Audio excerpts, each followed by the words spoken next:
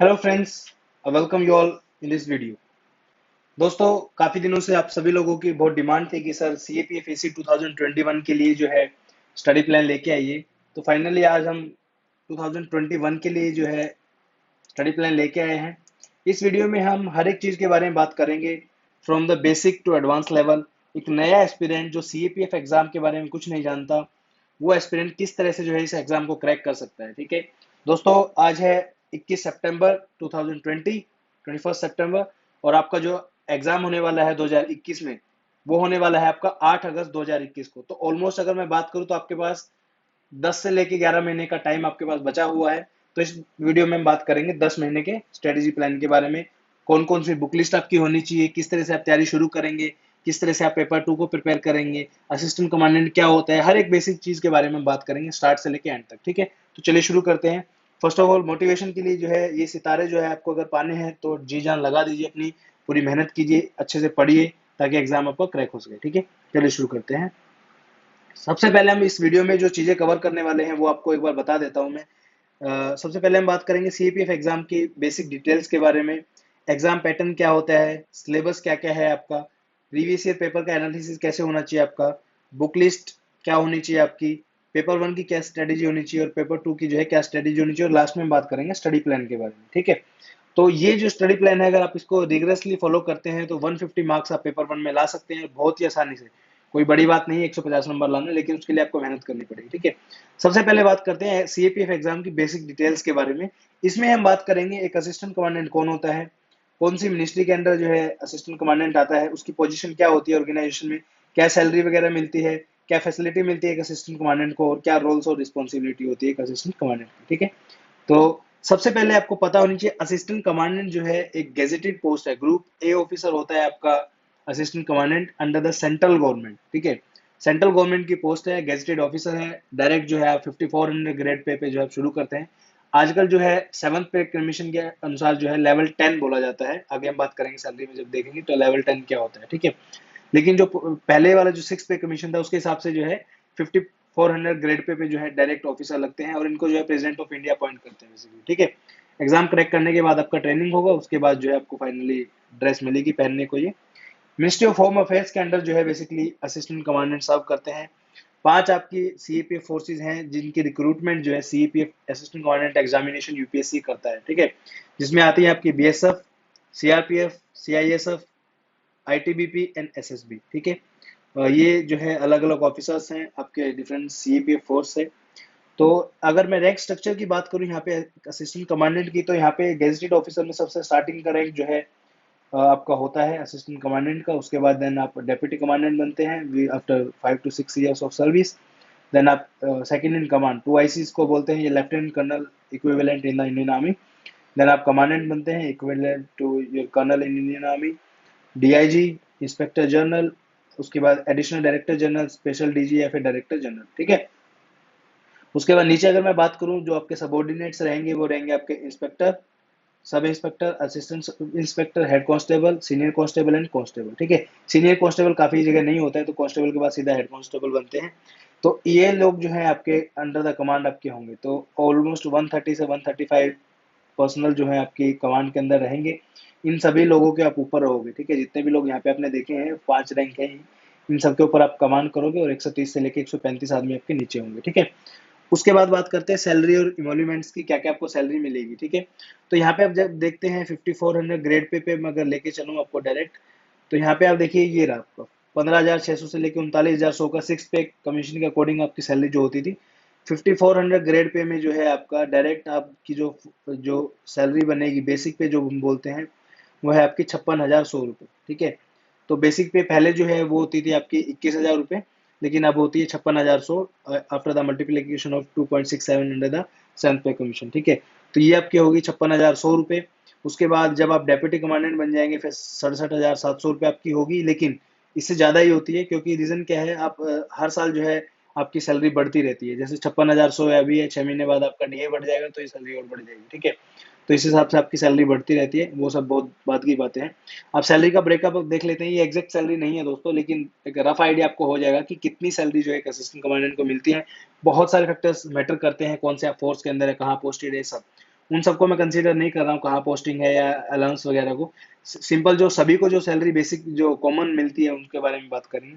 Basic पे जो है आपकी, वो है आपकी 56,100 रुपये लेवल 10 के अकॉर्डिंग। डीए जो डियरनेस अलाउंस जो आपका 17% है बेसिक पे का करंट में, जो कि बढ़ना था लेकिन कोरोना की वजह से नहीं बढ़ पाया, तो 9537 रुपीज ये आपको मिलेंगे। एचआरए मिलता है अगर आप घर नहीं लेते हैं। जनरली असिस्टेंट कमांडेंट क्या करते हैं, बटालियंस में अगर आप पोस्टेड हैं कहीं पे, अगर हेडक्वार्टर में पोस्टेड है तो आपको जो है घर की फैसिलिटी मिलती है, व्हीकल की फैसिलिटी मिलती है, तो वो पैसे आपके डिडक्ट हो जाते हैं।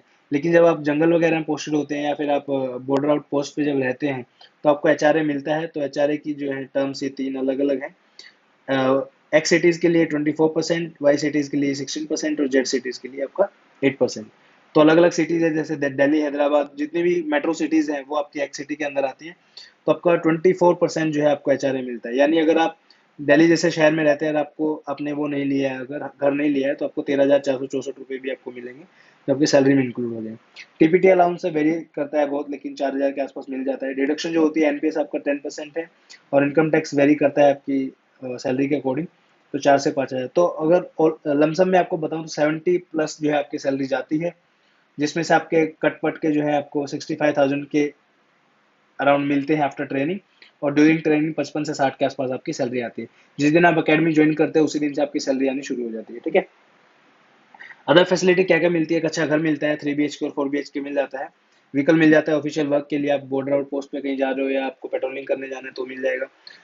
छुट्टी मिलती है 60 दिन की एक, 20 दिन की एक, मेडिकल लीव भी ले सकते हो। Air ticket of economic class मिलती है ट्रैवलिंग के लिए। और भी काफ़ी सारी फैसिलिटीज़ हैं छोटी छोटी, जो इसमें मेंशन नहीं मैं कर रहा हूँ यहाँ पे, ठीक है।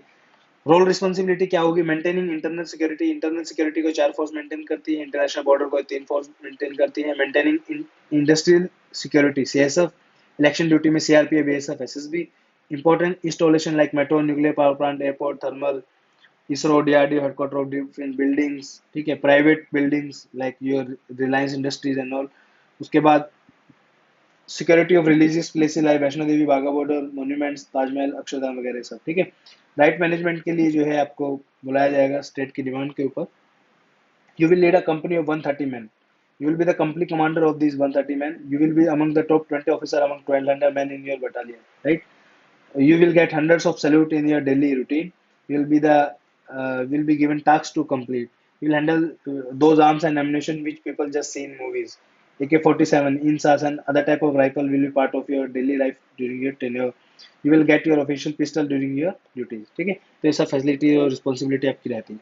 अब बात करते हैं एग्जाम के बारे में कि एग्जाम का प्रोसेस क्या है, किस तरह से जो है आपको एग्जाम की तैयारी करनी है, क्या क्या चीजें। अब देखिए, तैयारी शुरू करने से पहले आपको पहले ये पता होना चाहिए कि एग्जाम का पैटर्न क्या है, ठीक है। सिलेक्शन प्रोसीजर जो होता है वो आपका एग्जाम का वो होता है 3 पार्ट्स के अंदर, जो कि आपका 600 मार्क्स के अंदर जो है कवर करते हैं। ये एग्जाम जो है यूपीएससी कंडक्ट करता है, यूनियन पब्लिक सर्विस कमीशन, संघ लोक सेवा आयोग अगर हिंदी में बात करूँ तो। पहला फेज जो आता है आपका होता है वो होता है रिटर्न एग्जाम का, दूसरा आपका होता है फिर पीईटी का, तीसरा होता है आपका इंटरव्यू का। रिटर्न एग्जाम जो होता है 450 मार्क्स का होता है, इसके बारे में हम नेक्स्ट स्लाइड में बात करेंगे। उससे पहले मैं बता दूं आपको, पीटी जो होता है फिजिकल एफिशिएंसी टेस्ट या पीएसटी फिजिकल स्टैंडर्ड टेस्ट, ये आपका सिर्फ क्वालिफाइंग नेचर का होता है, इसके बारे में भी हम नेक्स्ट स्लाइड में बात करेंगे। और इंटरव्यू जो होता है आपका 150 मार्क्स का होता है। अब रिटर्न के बारे में बात करते हैं। जो रिटर्न एग्जाम जो होता है आपका 2 पेपर होते हैं इसके, बेसिकली पेपर 1 और पेपर 2, सॉरी। जो आपका पेपर 1 जो होता है वो मॉर्निंग शिफ्ट में होता है 10 से लेके 12 बजे तक, और 2 घंटे का होता है, जिसके अंदर 125 ऑब्जेक्टिव टाइप क्वेश्चन आते हैं। इसमें पॉलिटी, ज्योग्राफी, हिस्ट्री, साइंस ये सब कवर होता है, आगे सिलेबस में देखेंगे हम। उसके बाद आपका आता है पेपर 2। पेपर 2 जो है आपका 10 से 12 बजे तक पेपर 1 हो जाएगा, 2 घंटे का गैप आपको मिलेगा, 1 बजे 12 बजे से 2 बजे तक का। फिर आपका 2 बजे से लेके 5 बजे तक का ये पेपर होता है, 3 घंटे का पेपर होता है, सब्जेक्टिव पेपर होता है, इसमें 6 क्वेश्चन आपके आते हैं और 200 मार्क्स का ये होता है। एग्जाम आपका हो गया। जब आपका एग्जाम हो जाएगा, उसका रिजल्ट जो है विद इन, इस बार तो 1 महीने के अंदर अंदर श्योर आएगा। अब 20 दिसंबर को आपका एग्जाम है, तो जनवरी की 31 तक आप एक्सपेक्ट कर सकते हो आपका रिजल्ट आएगा पक्का, ठीक है। तो 1 महीने से 45 दिन के अंदर अंदर आपका रिजल्ट आ जाएगा। उसके बाद जो है आपका सेकंड से शुरू होती है, जो आपकी होती है पीईटी। पीईटी की अगर मैं बात करूँ तो ये सिर्फ क्वालिफाइंग नेचर में होता है, मतलब इसके आपको कोई मार्क्स नहीं मिलेंगे, पर आपको एक क्वालिफाई करने पड़ेंगे सारे के सारे, ठीक है। मेल्स के लिए 100 मीटर की रेस होती है, 800 मीटर की होती है, लॉन्ग जंप होता है, शॉर्ट पुट होता है, ठीक है। चारों होते हैं। टाइमिंग आप यहाँ पे देख सकते हैं वीडियो पॉज करके। Pregnancy at the time of PET will be disqualification and pregnant female candidate will be rejected. तो आप ये आप कंडीशन है। उसके बाद स्टेज 3 है, जब आपका पीईटी हो जाता है उसके बाद आपका मेडिकल टेस्ट होता है। मेडिकल टेस्ट अगर आप क्वालिफाई करते हैं तो आपको एक सर्टिफिकेट दिया जाता है, you are qualified, medical qualified. उसके बाद जो है आपका आफ्टर द पीईटी जो है, फिर जिनको रिजेक्शन मिलता है, सॉरी, जिनको री मेडिकल मिलता है, मान लीजिए आपका वेट ज्यादा है तो आपको बोलेंगे कि भाई अपना वेट कम करके आओ, 1 महीने का टाइम है तुम्हारे पास, दोबारा से फिर आपका मेडिकल होगा। तो उसके बाद जो है फिर आपके इंटरव्यू प्रोसेस शुरू होता है। इंटरव्यू जो होता है रफली 25 से 30 मिनट का होता है, 150 मार्क्स का आपका इंटरव्यू होता है, और इसको आप हिंदी या इंग्लिश दोनों लैंग्वेज में दे सकते हैं। ठीक है, बहुत लोगों का डाउट रहता है कि सर हिंदी में दे सकते हैं, इंग्लिश में दे सकते हैं, तो आप दोनों लैंग्वेज में दे सकते हैं, कोई प्रॉब्लम नहीं है। अब बात करते हैं यूपीएससी के सिलेबस के बारे में, ये बहुत इंपॉर्टेंट है। यूपीएससी का सिलेबस जो है आपको जो है दोनों पेपर्स का यहाँ पे दिया हुआ है, ध्यान से आपको सिलेबस पढ़ना है। एक बार तो ये पढ़ लीजिए वीडियो पॉज करके, उसके बाद मैं भी आपको बताऊंगा दूसरा सिलेबस, हमने भी एक डिकोड किया है। सिलेबस में आपका जनरल मेंटल एबिलिटी आएगा, जिसमें आपका लॉजिकल रीजनिंग, क्वांटिटेटिव एप्टीट्यूड, यानी रीजनिंग और मैथ यहाँ पे कवर हो रहे हैं। ठीक है, रीजनिंग एंड मैथ यहाँ से पूछा जाएगा आपका। फिर आपका जनरल साइंस पूछा जाएगा। ठीक है, जनरल साइंस में आपका पूछा जाएगा जैसे इंफॉर्मेशन टेक्नोलॉजी। अब लोग बोलते हैं कंप्यूटर का नहीं आता है, लेकिन सिलेबस में आपका दिया हुआ है, तो कभी कंप्यूटर का क्वेश्चन सीपीएफ एग्जाम में कभी आ जाए तो हैरानी मत होना, क्योंकि आपका सिलेबस में मेंशन है। बायोटेक्नोलॉजी है और एनवायरमेंटल साइंस है, तो यहाँ पे दो सब्जेक्ट आपके कवर है, यहाँ पे साइंस एंड एनवायरमेंट। ठीक है, टोटल 8 सब्जेक्ट आपके होते हैं सीपीएफ एग्जाम में, जहाँ से क्वेश्चन आपके आते हैं। Current event and international importance, तो यहाँ पे आपका करंट अफेयर्स यहाँ पे बन गया। Indian polity and economy, Indian polity and economy, दो सब्जेक्ट यहाँ पे आपके हो गए। History of India, history of India में आपका social, economic and political aspect पूछे जाएंगे, और growth of nationalism, freedom movement, यहाँ से आपके क्वेश्चन आएंगे। उसके बाद आता है आपका Indian world geography, special cover करता है आपका physical, social and economic aspect of geography pertaining to the India and the world. ठीक है, तो ये 8 सब्जेक्ट है, 6 तो ये मेंशन है यहाँ पे, सातवां आपका इकोनॉमी यहाँ पे होगा, और आठवां आपका एनवायरमेंटल साइंस यहाँ पे होगा। ठीक है, पेपर टू की अगर बात करूँ तो 2 पार्ट्स में होता है आपका पेपर टू, मतलब एक पार्ट ए में आपका ऐसे आते हैं 80 नंबर के, जिनको आप हिंदी या इंग्लिश दोनों लैंग्वेजेस में दे सकते हैं, और पार्ट टू में 120 नंबर का आता है आपका grammar skills, comprehension, pressure writing, other communication language skill, तो इनको आप दे सकते हो। अब यहाँ पे सिलेबस में देखिए दोस्तों, इन्होंने इतना छोटा सिलेबस मेंशन किया है, जो कि काफी मुझे लगता है बहुत सारे लोगों को दिक्कत होगी इसमें। तो इसका हमने भी जो है 4 मेन सब्जेक्ट है इसमें, मैं बता देता हूँ एक बार। जनरल साइंस है आपका, इंडियन पॉलिटी है आपका, हिस्ट्री है और ज्योग्राफी है। इकोनॉमी को इतनी ज्यादा खास इंपॉर्टेंस रखता नहीं है सीपीएफ एग्जाम के अंदर। और करंट अफेयर तो आप जो भी न्यूज में आता है, अवार्ड वगैरह, वो सब भी जो हमने इसमें यहाँ पे लिखा ही हुआ है। इंटरनेशनल इंपॉर्टेंस के नेशनल और national event, culture, music, art, literature, sports, governance, societal development issue, industry, business, globalisation, interplay, ये दिया हुआ। लेकिन 4 सब्जेक्ट आपके ऐसे हैं जिनके बारे में आपको इंपॉर्टेंटली पता होना चाहिए। तो इन 4 सब्जेक्ट का जो है हमने इनको डिकोड किया था सिलेबस को। तो सिलेबस में हमने क्या किया है, जितने भी आज तक आपके कीवर्ड्स आए हैं, तो उन कीवर्ड्स को हमने जो है बेसिकली इसमें डाला है। तो जैसे ज्योग्राफी में जो है ये कीवर्ड्स हैं, फॉर एग्जांपल यहाँ पे आप देखेंगे तो वीनस और यूरेनस, तो यूपीएससी के अंदर वीनस और यूरेनस के ऊपर क्वेश्चन आ चुका है। अर्थ की रोटेशन पे जो है 2 बार क्वेश्चन आया है। टाइम जोन के ऊपर जो है 3 बार क्वेश्चन आया है। इनर प्लेनेट एक कीवर्ड होता है आपका ज्योग्राफी के अंदर, इसके ऊपर एक बार क्वेश्चन आया है। पेरिहेलियन एपहेलियन के ऊपर क्वेश्चन आया है आपका। ठीक है, फिनोमिना और समर सोल्स्टिस जो होता है, कब होता है समर सोल्स्टिस, उसके ऊपर क्वेश्चन आया है। टेरेस्ट्रियल प्लेनेट क्या होते हैं, उसके ऊपर क्वेश्चन आया है। उसके बाद रॉक्स में आपका इग्निस रॉक्स की टाइप क्या होती हैं, इवेपोराइट्स क्या होते हैं, सेडिमेंट्री रॉक्स और उसके एग्जांपल क्या होते हैं। तो ये एज अ आपके लिए जो है सिलेबस की तरह ही काम करेंगे। जब भी आप इन कीवर्ड्स को देखते हैं, तो उन कीवर्ड्स और पर्टिकुलर टॉपिक जब आप पढ़ते हैं, तो उनके ऊपर आपको ध्यान देना है कि इनके ऊपर ऑलरेडी यूपीएससी में क्वेश्चन आया है, तो ये और भी पूछ सकता है। ठीक है, उसके बाद जैसे नयानार और अलवार पे क्वेश्चन आया है, महावंशा के ऊपर क्वेश्चन आया है। ठीक है, उसके बाद जैसे लक्ष्मीधारा संस्कृत स्कॉलर के ऊपर क्वेश्चन आया है, संत भाषा के ऊपर क्वेश्चन आया है, वैदिकता शिक्षण क्या था उसके ऊपर 2 बार क्वेश्चन आया है। ठीक है, वुमेन लव के ऊपर क्वेश्चन आया है, women love token of love Manusmriti theme 1 के ऊपर क्वेश्चन आ चुका है। तो ये जो है चारों का हमने इसमें डाला है। पॉलिटी के भी ऐसे ही डाले हुए हैं, कहाँ कहाँ से, जैसे टॉपिक वाइज, जैसे हिस्टोरिकल बैकग्राउंड से क्या क्वेश्चन आया है, फंडामेंटल राइट, डीपीएसपी, इमरजेंसी, ये सब इसमें टॉपिक मेंशन है। और साइंस के कीवर्ड भी इसमें मेंशन है। ठीक है, जैसे बीम ऑफ लाइट जो है प्रिज्म की, उसके ऊपर क्वेश्चन आपका आया हुआ है। ब्रिलियंस ऑफ डायमंड जो है, उसके ऊपर क्वेश्चन आया है। एस्टीमेटिज्म के ऊपर क्वेश्चन आपका आया हुआ है। तो इस तरह से जब आप देखेंगे तो आपको पता चल जाएगा कि किस तरह से आपका जो है सिलेबस वो करना है। तो सिलेबस आपको याद रहना चाहिए, क्योंकि सिलेबस अगर याद है तो आपको एक ब्रॉडर सेंस मिलेगी कि भाई इतना ही मुझे पढ़ना है, इसके बाहर नहीं जाना है। ठीक है, नेक्स्ट बात करेंगे प्रीवियस ईयर पेपर के बारे में। देखिए, जब आपको पता चल गया कि आपका सिलेबस क्या है, सिलेबस के बाद आप ये देखोगे कि क्वेश्चन किस तरह के आते हैं। राइट, सिलेबस तो आपने देख लिया कि ये सिलेबस है भाई, पॉलिटी में ये पढ़ना है, ज्योग्राफी में ये पढ़ना है, कीवर्ड्स भी आपने देख लिए। फिर देखेंगे क्वेश्चन किस तरह के आए हैं। तो प्रीवियस ईयर क्वेश्चन में जो है क्वेश्चन जो है आपके क्या आपको उनमें से कोई क्वेश्चन आता है? For example previous year question आप देख रहे हैं, मान लो सीपीयू 2018-19 का आपने पेपर उठा लिया, ठीक है, उसमें ये सॉल्व करके देखो कि आप खुद के दम पे बिना तैयारी के आप कितने क्वेश्चन सॉल्व कर सकते हो। मेरे हिसाब से हर बंदा 125 क्वेश्चन एमसीक्यू के आते हैं, तो कम से कम 20 से 25 क्वेश्चन सब कर सकते हैं इसके अंदर, ठीक है। तो ये देखिए आपके कौन कौन से, आपको दो तीन चीजों का पता चलेगा। आपको ये पता चलेगा कौन से एरियाज में आप वीक है, कौन से एरियाज में आप स्ट्रॉन्ग है, किस एरियाज में आपको मेहनत करने की ज्यादा आवश्यकता है, ठीक है। तो इन सब के बारे में आपको पता चलेगा। इसका भी हमने जो है पीडीएफ क्रिएट किए हैं, ये भी आप देख सकते हैं। और सब्जेक्ट वाइज आज तक जितने भी, जैसे ज्योग्राफी का है ये पीडीएफ, जैसे दिखाऊं आपको एक बार। इसमें हमने क्या किया है, ज्योग्राफी में आज तक सीएपी हमें 2009 से लेके 2019 तक की जितने भी क्वेश्चंस आए हैं ना, ये सभी के सभी जो है आपको एक ही जगह मिल जाएंगे। इसका बेनिफिट आपको क्या होगा, मान लो आप ज्योग्राफी के क्वेश्चन आप देखिए पहले, ठीक है, कि ये क्वेश्चन मुझे आता है नहीं आता है। जस्ट अ सेकंड, ये क्वेश्चन आपको आता है नहीं आता है, ये वाला आता है नहीं आता है, तो इस तरह से सारे के सारे एक ही जगह आपको क्वेश्चन मिल जाएंगे। इसका बेनिफिट क्या होगा, बार बार आपको क्वेश्चन सेग्रीगेट नहीं करने पड़ेंगे, ठीक है, कि आपको ज्योग्राफी पढ़ रहे हैं तो दूसरा उसमें भी काम आएगा। मान लो आप ज्योग्राफी की आपने एनसीईआरटी खत्म कर दी सारी की सारी, उसके बाद प्रैक्टिस के तौर पे भी आप इनको सोल्व कर सकते हैं, तो डबल आपका बेनिफिट इसमें है।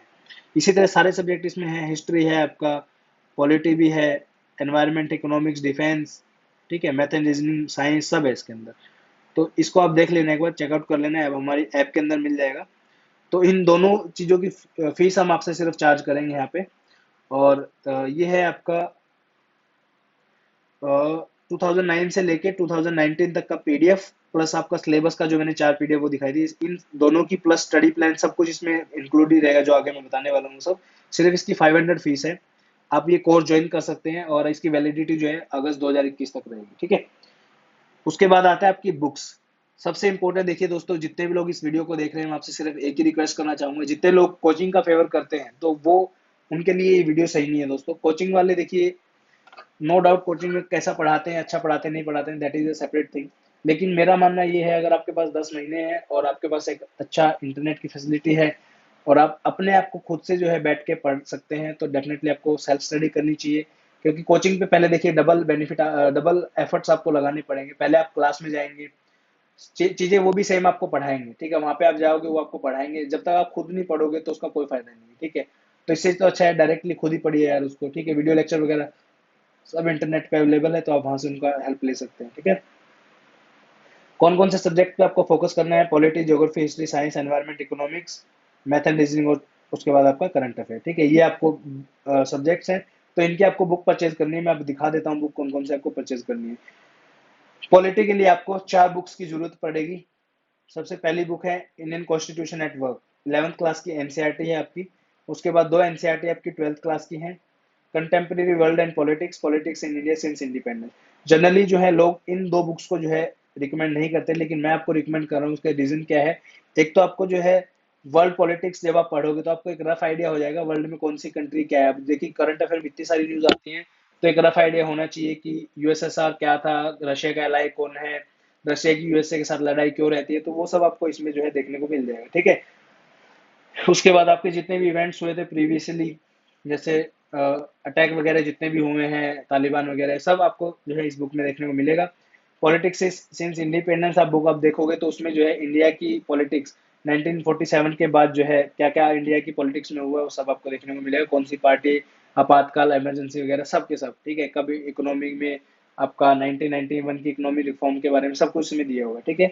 उसके बाद आती है द मास्टर आपकी इंडियन पॉलिटी बाय लक्ष्मीकांत, ये बुक आपको खरीदनी है। तीनों बुक जो है, चारों बुक आपको परचेज कर लेनी है, बहुत इंपॉर्टेंट है। अब देखिए बहुत सारे लोग जो है कोचिंग के ऊपर हजारों रुपए बर्बाद कर देते हैं, लाखों रुपए स्पेंड कर देते हैं, 20, 30, 40 हजार।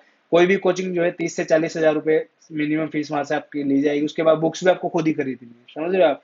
40 हजार रुपए कोचिंग की फीस के दो, 50 हजार रुपए कोचिंग की फीस के दो, फिर बुक्स भी खरीदो और फिर उनके नोट्स पढ़ो। तो डायरेक्ट मेरा यही सजेशन, आप सीधा बुक खरीद के इनको पढ़ना शुरू कीजिए। और इतना मुश्किल नहीं है कि आपको कुछ समझ में नहीं आएगा, ठीक है।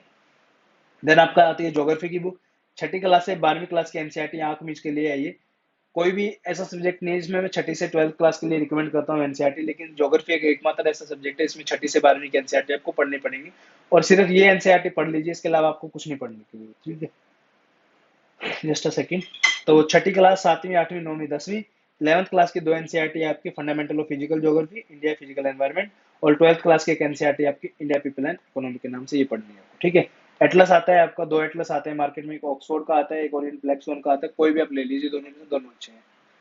उसके बाद बात करते हैं हिस्ट्री के बारे में। हिस्ट्री की जो है तीन चार बुक्स आती हैं आपकी। स्पेक्ट्रम की मॉडर्न इंडिया खरीद लीजिए, बहुत अच्छी बुक है। उसके बाद थीम्स एनसीईआरटी की बुक है, 12th क्लास के एनसीईआरटी है, थीम वन, थीम टू और थीम थ्री। तीन बुक्स हैं, बहुत इंपॉर्टेंट है, ये तीनों खरीद लीजिए। फिर आती है आपकी लूशन के जीके, ये जो है ये आपके सब सब्जेक्ट्स के लिए काम आ जाएगी कॉमन रिवीजन के टाइम पे। एंशंट और मेडाइवल जो है आप लूशन की बुक से पढ़ेंगे तो ज्यादा बेटर रहेगा, ठीक है।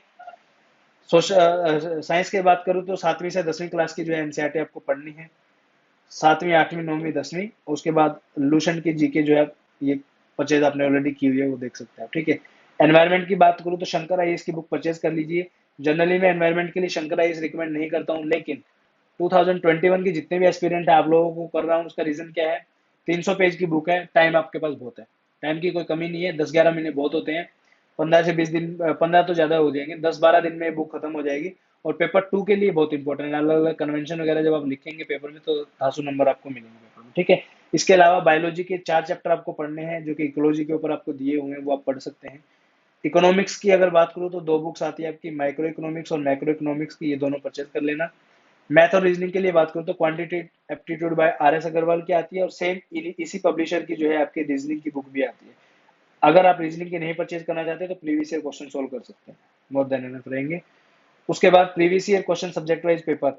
अब देखिए इसमें क्या है, प्रीवियस ईयर पेपर जो है दो तरह से आते हैं। एक मार्केट में आपको ईयर वाइज मिल जाएगा, जैसे 2019 का जो है पूरा पेपर आपको 125 क्वेश्चंस का मिल जाएगा, एक तो ये आपको मार्केट में अवेलेबल है। एक हमने जो बनाया था, मैंने अभी आपको दिखाया था, 2009 से लेकर 2019 तक का जो है सब्जेक्ट वाइज स्टडी प्लान, वो सब्जेक्ट वाइज जो है आपका पीडीएफ आपको मिल जाएंगे, जैसे पॉलिटी ज्योग्राफी ये वाले जो मैंने आपको दिखाए थे ना, जिसमें ज्योग्राफी के सारे क्वेश्चन 2009 से 2019 के सारे थे इसमें, इस तरह से। तो आपका जैसे दोनों आप ले सकते हैं, कोई भी ले सकते हैं। अगर आप हमारे वाले लेते हैं तो स्टडी प्लान के साथ ये फ्री रहेगा, ठीक है। उसके बाद सबसे बड़ी इशू आती है कि स्टार्ट कहाँ से करें, ठीक है। सबसे पहले जो है आपको सिलेबस का आपको पता होना चाहिए, जो 4 पीडीएफ हमने दिए हैं वो भी आप ले सकते हैं। यूपीएससी में तो डायरेक्ट है ही, उसमें तो कुछ टॉपिक वाइज आगे बाइफरकेट नहीं किया है। तो मेरे हिसाब से 4 पीडीएफ जरूर आप खरीदिए। इनको जो है आप अपनी दीवार पे लगा के रखें, सिलेबस का आपको एटलीस्ट आइडिया होना चाहिए कि कहाँ कहाँ से क्या क्या टॉपिक आते हैं। प्रीवियस ईयर क्वेश्चन के लिए दो बुक मैं रिकमेंड कर रहा हूँ यहाँ पे, अरिहंत की बुक आती है और स्टडी फंडा के 2009 से 19 के जो मैंने अभी आपको दिखाए थे, वहां से भी आप कर सकते हो। धीरे धीरे देखिए, स्टार्टिंग में जो है आपको थोड़ा सा लोड लगेगा कि यार इतनी सब चीजें क्या है, इतना मुश्किल क्यों है, लेकिन धीरे धीरे जब आप पढ़ोगे आपको आदत हो जाएगी, कोई दिक्कत नहीं है, ठीक है। एक चीज शुरू कर लीजिए, डेली न्यूज़पेपर पढ़ना शुरू कीजिए। शुरू में आपको कुछ समझ में नहीं आएगा कि ये क्या चल रहा है न्यूज़पेपर में, कैसे पढूं क्या नहीं पढूं, कुछ दिक्कत नहीं है। स्टार्टिंग में सिर्फ आप क्या कीजिए, कम से कम 15 से 20 दिन जो है ना, जो न्यूज आपको अच्छी लगती है वो न्यूज आप पढ़िए बस, ठीक है। उस न्यूज को पढ़ के फिनिश कीजिए। ऐसा नहीं करना है कि उसमें आप नोट्स बनाने लग जाएंगे, नहीं। सिर्फ न्यूज पढ़नी है, उसको देखिए, अच्छी लगती है आपको न्यूज तो पढ़िए उसको। 20-25 दिन के बाद आपकी धीरे धीरे आदत बन जाएगी, फिर आप जो है एडिटोरियल के ऊपर शिफ्ट कर सकते हैं, ठीक है। और पेपर टू की प्रैक्टिस आप कर सकते हैं वीकेंड्स के ऊपर, 2-3 महीने तो कुछ मत करना पेपर टू के बारे में। जनवरी से स्टार्ट कर सकते हैं पेपर उसकी राइटिंग, ठीक है। तो डिटेल पार्ट स्टडी प्लान जो है 10 महीने का मैंने दूसरे पार्ट में दिया है, वो भी मैं आपको दिखा देता हूँ, जस्ट अ सेकंड। अब आता है 10 मंथ का detail study plan, day wise study plan. Target रहेगा आपका 150 नंबर का पेपर वन के अंदर। डिटेल डे वाइज स्ट्रेटेजी जो है आपकी रहेगी इसमें। इसमें मैंने जो है पहले हफ्ते में सिर्फ 4 बुक रिकमेंड कर रहा हूँ मैं। 2-3 दिन में, 3 दिन में भी हो सकती है, लेकिन आप एक हफ्ता लीजिए, आराम से शुरू कीजिए, ठीक है। टारगेट टू में जो है आपकी ये वीडियो लेक्चर्स के लिंक भी हैं, आप इन पे जैसे वो करते हो मान लो बाई चांस, ठीक है, पीडीएफ में है ये। वीडियो लेक्चर के लिंक ये खुल जाएंगे आपके उसमें। कई बार बच्चों को दिक्कत आती है, एक अलग से भी इसका पीडीएफ मैं आपको बना के दे दूंगा जितने भी लोग इस प्लान को परचेज करेंगे। तो इस तरह से जो है पूरा का पूरा स्टडी प्लान है आपका। इसमें हाईलाइट क्या है वो मैं आपको बताता हूँ। साइंस का मैंने पूरा कंप्लीट पैटर्न ही बदल दिया है, ठीक है। जनरली सबसे दिक्कत क्या आती है साइंस के, अब देखो, साइंस में 7वीं क्लास का चैप्टर नंबर 15 दिया हुआ है आपका लाइट के ऊपर, ठीक है। अब सेम चैप्टर 8वीं क्लास के 16वें चैप्टर में दी हुई है। अब जस्ट आप ये एज्यूम कीजिए, 7वीं क्लास का आपने 15वां चैप्टर पढ़ लिया लाइट का, उसके बाद आप 8वीं क्लास का 16वां चैप्टर जो पढ़ेंगे, उसके बीच में कम से कम देखो 15 चैप्टर तो यहीं पे आ गए, और 2-3 चैप्टर यहाँ पे आ गए, तो 18 चैप्टर के बाद दोबारा से आप लाइट का चैप्टर पढ़ेंगे, मान लो बुक वाइज चलते हो अगर। 7वीं बुक पहले फिनिश करो, 8वीं करो, 9वीं करो, तो उसमें क्या होगा, बीच में आपको कुछ याद ही नहीं रहेगा यार, कुछ भी याद नहीं रहेगा, मैं गारंटी दे रहा हूँ आपको। 10 बार पढ़ लेना, जो एफिशिएंसी आपकी 2 बार पढ़ के इस तरीके से आएगी ना, वो आप चाहे 10 बार कर लेना, आपकी नहीं आएगी उसमें, ठीक है। अब इसमें बेनिफिट क्या है आपका वो मैं बता देता हूँ। इस हिसाब से पढ़ेंगे आप book wise, topic wise sorry, कि लाइट का मैंने चैप्टर फिनिश करना है, तो 7वीं क्लास का 15वां चैप्टर पढ़ना है, 8वीं का 16वां पढ़ना है, 10वीं का 10वां पढ़ना है और 11वां पढ़ना है। लाइट का चैप्टर आपका खत्म, इसके ऊपर नोट्स बनाने नोट्स बनाइए, एमसीक्यू सोल्व करने एमसीक्यू सोल्व करिए, जो आपका मन करता है वो आप करिए, ठीक है। लाइट का चैप्टर फिनिश, आपको कोई दिक्कत ही नहीं है। उसके बाद आपका इलेक्ट्रिसिटी का ऐसे ही, एनवायरमेंट, रिसोर्स, साउंड वगैरह सबका मैंने कम से कम इसमें 3 दिन लगे थे मेरे। हर एक बुक का मैंने हर एक चैप्टर इसमें नोट डाउन किया है कि कौन सा चैप्टर कौन से चैप्टर से है। ये फाइनल टच आपको मैं दिखा रहा हूँ, अगर वो दिखाऊंगा उसमें कांटे वाटे लगा रखे हैं पूरे पूरे, काट काट के कि ऐसे ऐसे नहीं, ये चैप्टर इसके अंदर आना चाहिए, इसमें आएगा इसमें आएगा। तो ये आप ये देख लेना, वो स्टडी प्लान में मेंशन्ड है। उसके बाद आपके पूरे जो है हर एक चीज कब रिवीजन करनी है, कहाँ से करनी है, कितनी रिवीजन आपकी होंगी, सारी चीज में मैंने मेंशन की हुई है पूरे स्टडी प्लान में। तो ये आप जो है चेकआउट कर सकते हैं। आपका एग्जाम जो है 8 अगस्त 2021 का है, और यूपीएससी सीएपीएफ एग्जामिनेशन जो है वो आपका 8 अगस्त को हो जाएगा। तो सच में आप भरोसा कीजिए, और अगर इस प्लान को आप फॉलो करते हैं तो टॉप 50 के अंदर आपका रैंक आ जाएगा, ठीक है। पेपर 2 की रही बात, पेपर 2 में कुछ नहीं है। पेपर 2 की वीडियोस ऑलरेडी यूट्यूब पे अवेलेबल है फ्री ऑफ कॉस्ट। पैटर्न आप देखिए एग्जाम में क्या क्या पूछा जाता है पेपर 2 में, वो वीडियोस हमने ऑलरेडी अपलोड की हुई है, वहाँ पे आप जाके जो है चेकआउट कर सकते हैं। बाकी 3 महीने तक तो आपको कोई चिंता करने की जरूरत है नहीं, दिसंबर तक आप कुछ मत करिए पेपर 2 का, सिर्फ पेपर 1 पे ध्यान दीजिए। और 3 महीने का इसमें मैं दिखाऊँ आपको स्टडी प्लान, अगर आप फॉलो करते हैं ना दिसंबर तक इसे ढंग से। और एक सेकेंड, ये देखिए 3 महीने अगर आप इसे फॉलो करते हैं तो आपका पॉलिटी, ज्योग्राफी, हिस्ट्री और करंट अफेयर जो है आपका कवर हो जाएगा। 3 मेजर सब्जेक्ट जो आपके कवर हो जाएंगे सिर्फ 90 दिन के अंदर। तो दिसंबर तक इतने सब्जेक्ट कवर कर लीजिए, उसके बाद जो है आप कोशिश करना अगले उसकी। तो यही सब था दोस्तों, उम्मीद करता हूँ वीडियो पसंद आई होगी। कमेंट सेक्शन में कीजिए अगर आपको कोई डाउट है तो। ये सारी चीजें जो है आपको मिल जाएंगे, अगर आपको चाहिए तो परचेज कर सकते हैं। सिर्फ 500 रुपये कोर्स इसका रख रहा हूँ मैं यहाँ पे। पहली चीज जो है आपका स्टडी प्लान इसमें रहेगा, ठीक है। दूसरा आपका सिलेबस के पीडीएफ इसमें रहेंगे। तीसरा आपका प्रीवियस ईयर क्वेश्चन इसमें रहेंगे। चौथा आपका प्रीवियस ईयर क्वेश्चंस की, सेम क्वेश्चंस की टेस्ट सीरीज भी इसमें रहेगी, ठीक है। इसमें अगर आप देखोगे सिर्फ टेस्ट सीरीज की 500 क्वेश्चन जो है अभी रनिंग है, ऐप के ऊपर जाके आप चेक कर सकते हैं। लेकिन ये सब सभी चीजें जो है सिर्फ 500 में आपको मैं प्रोवाइड कर दूंगा, सिर्फ इसलिए कि आप लोग बिगिनर हैं, आपको पता होना चाहिए क्या क्या चीजें पढ़नी है। और ये जो भी पीडीएफ हमने अभी डिस्कस की है इस वीडियो के अंदर, ये भी आपको उसके अंदर मिल जाएंगे, ताकि एक एक चीज आप जो है देख सके उसमें, ठीक है। तो इस वीडियो में दोस्तों इतना ही। Thank you so much for watching this video. Have a great day.